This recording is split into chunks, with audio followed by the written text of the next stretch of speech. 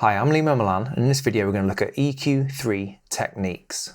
EQ3 is a device in Ableton Live that emulates the EQ section of a classic DJ mixer. I'll just load one in to show you. So the EQ3 has three separate frequency bands, and these can either be adjusted in terms of their gain level or just turned on or off, which rejects the band completely. Now, the gain controls can boost the signal by a small amount, 6 decibels, or do a drastic reduction of the band up until the point that it gets to an infinite range. So it's the same as turning the band off, except you can progressively get quieter to that point if you use the gain control. We have an activity indicator here that lets us know what's going on in that band rhythmically. We can see lights blinking. And then we have the crossover sections here, which allows us to choose at what point does a frequency get classed as part of the low band, or does it cross over into the mid band, or does it cross over into the high band as well. So before we use this in an actual practical application, I just want to show this on some white noise. White noise being random frequency content from low, mids to highs. We can easily see what's going on to our actual sound shaping, and we can hear it too.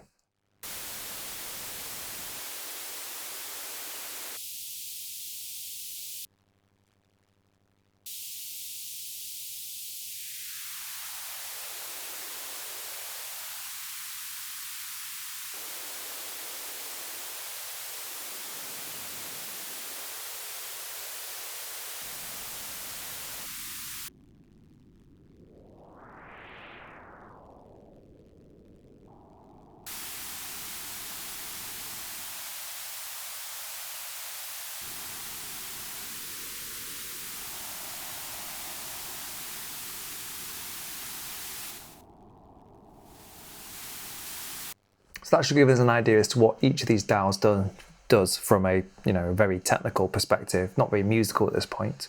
The only thing I haven't covered yet is the steepness of the crossover itself.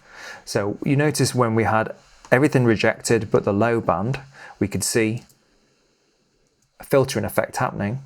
At the point of the crossover, 538 Hertz, we can see here that the actual volume of the frequencies above that point start tapering off. Now they're tapering off at their steepest so far, so they go as low in volume as they possibly can, quickly up the actual frequency display there, or we go for at least a less steep curve. Means we have a less kind of abrupt sort of removal of the frequencies as well. So we'll put those into context in a minute, but I just wanted to make sure that everyone understands what the actual controls of these do. So I'm going to move to a DJ scenario first. So the first technique we're going to look at is using this as its intended purpose, using it as a DJ EQ section on a mix environment. So for that, I have a deck B track and a deck A. On deck A, I have an EQ3, and on deck B, I also have an EQ3. So I'm just going to use these in a practical way to transition from this first song on deck B through to the song on deck A.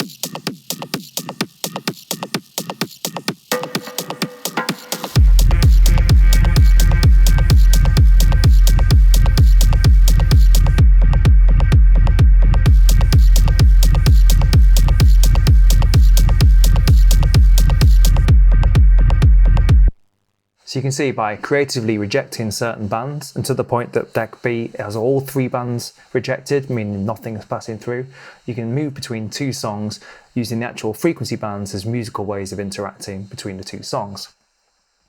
So moving on from that concept, we can do that in a more of a production mixing environment. So here I have a pre kind of set up mini mix of a couple of elements, a couple of different tracks. The main one we're going to affect here is the actual drum track. So I'll just play this example to give you an idea as to what it sounds like at this point.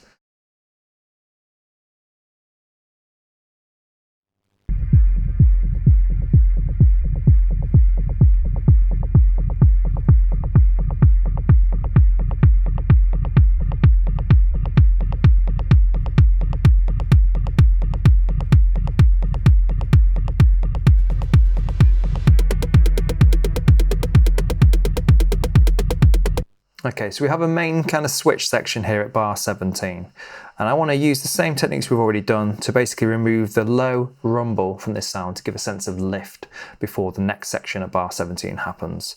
So I'll grab an EQ3, we'll drop that on there, and I want to automate it this time rather than what I did before, which was obviously a live performance by clicking these buttons on and off, sorry.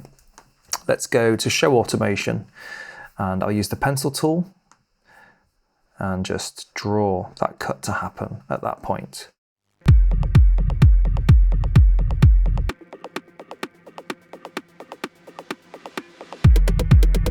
Okay, so that's simple enough, but let's make it a bit more exciting and create a bit more of a crescendo, so a sense of build towards this section at bar 17.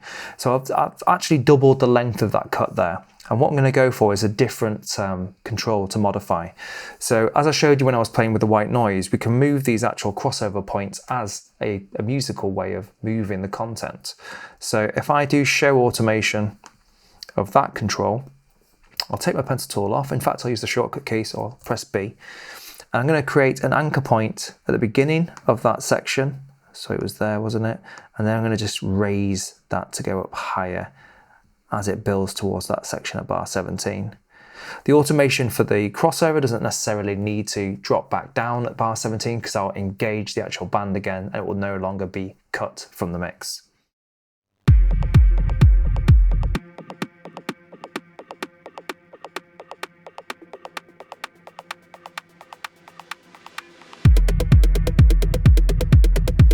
Okay, so that's quite effective, and we can use that in different ways across our kind of mixing environment to give a sense of something being removed quite drastically from part of our mix and then being returned back to normal to try and help emphasize or give a sense of appreciation for when things are in the mix versus cut and taken out.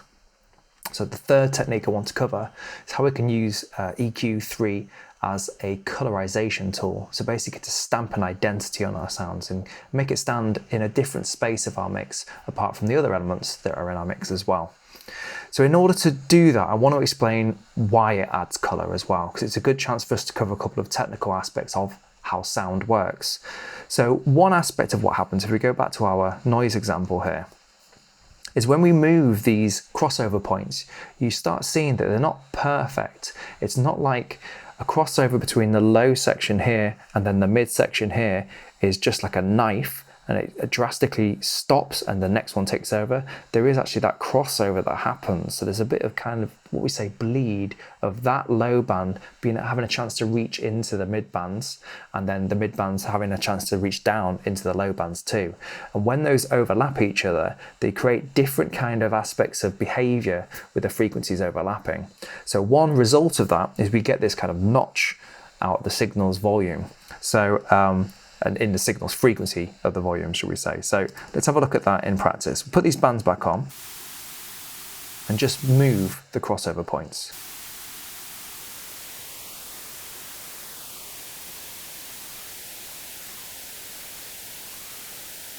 So right now that sounds a little bit like what we call a notch filter being moved, where a little divot is taken out of the frequency and we can move its position. But the other thing that happens here is it's not just the volume that's changing. As I mentioned earlier, the EQ3 is based around a classic DJ EQ, and with that is the behavior of voltage running through circuitry and components as well. So it's an imperfect way of dividing and manipulating these frequencies, but that in turn adds color. So what we need to understand is how phase works. Phase is basically the current position of a waveform running through its full cycle. So cycles of a frequency, if we just move over to the synthesizer here, are measured in rates per second, and these are called hertz.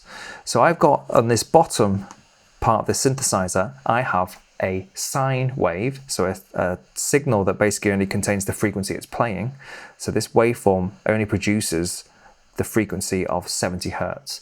And 70 hertz is 70 of these shapes happening per second, 70 cycles per second. So I'll just play that. And then above it, I have another waveform.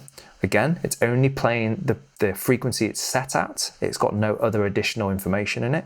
So it's set to 350 hertz, and it's higher. Now, if I bring up what's called an oscilloscope, we can see what you normally see when you record audio, a waveform view. And we can overlap these two. So I'll play the lower part of these two signals first, then add the second part. And you can see that although that lower one is still there, it has the quieter and higher in pitch frequency, reshaping the fundamental part of our sound we're creating here. Now, phase or phase relationship is something we need to be aware of to understand how EQ3 works. So the phase relationship between these two signals right now is that they both start at the beginning of their cycle. The beginning of the cycle is the beginning of this motion into the upper positive part of their waveform, and then the lower negative part of it too. When it reaches the end, it goes back around again. And as I said, it will do that 70 times per second on this one and 350 times per second on the second sound source here. So what I'm going to do is deliberately offset the phase position or relationship to the lower pitch. So the higher pitch, I'm going to start changing where it is in its cycle in relation to the one below. So first, let's look at that in relation to how it looks on the synthesizer, where we get a clear-cut movement of where that waveform's starting from when it's triggered. Okay, now let's look at that in relation to how it looks on the oscilloscope.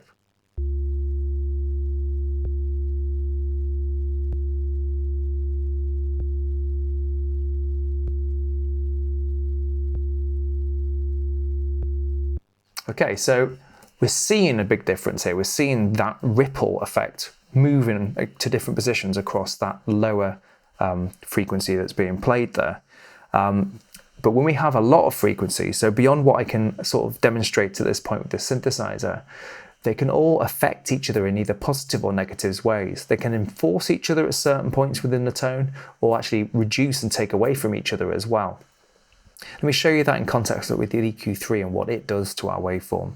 So if I play that setup of the two pitches, so the one that's at 70 hertz and one that's at 350 hertz, I'll start changing the crossover points of EQ3 before it hits the oscilloscope, and you'll see a similar effect to what I was doing on the synthesizer itself.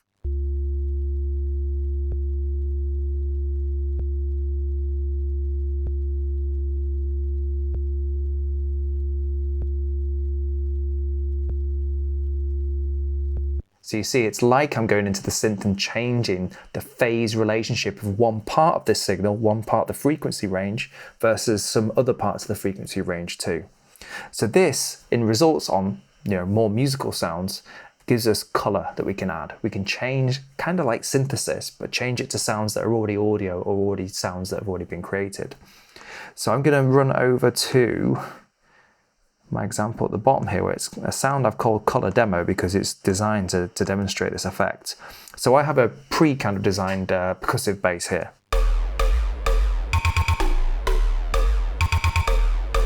And if I add EQ3,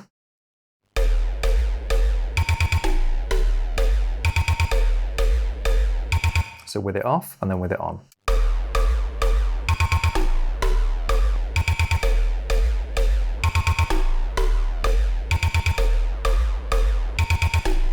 So it's a combination of two things happening to the sound that's making it a bit more musical or giving it a bit more of a sonic imprint. It's the position of the crossovers that I'm choosing, and then it's how those crossovers are manipulating the current stage that all those frequencies are at in relation to the other parts it's not affecting. So I'll move that around and you should be able to hear that.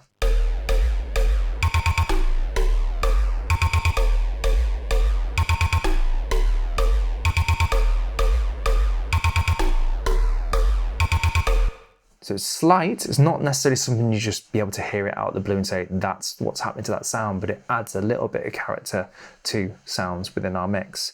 The final thing to cover in terms of features on EQ3 is to take it out of its flat response mode here. So the flat response mode does the best of making sure that when you pass stuff through the EQ3, it stays balanced until you decide to change and manipulate it with the actual parameters. If we take that off, you should also notice a difference to the color of this sound. So we'll do it with the flat response enabled, and then we'll do it turned off. We'll do that a few times.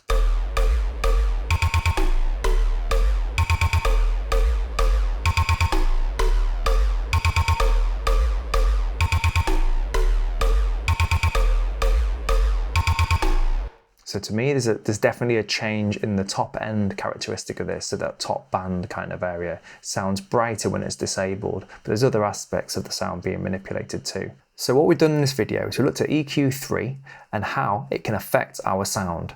The parameters, what they do, and then actually what EQ3 does to our sound to create aspects of color. We've also looked at how we can use it as a DJing tool to help a DJ mix, move from one song to another. And finally, we also looked at how we can use it in a mixing environment to help get from one song section to another as well.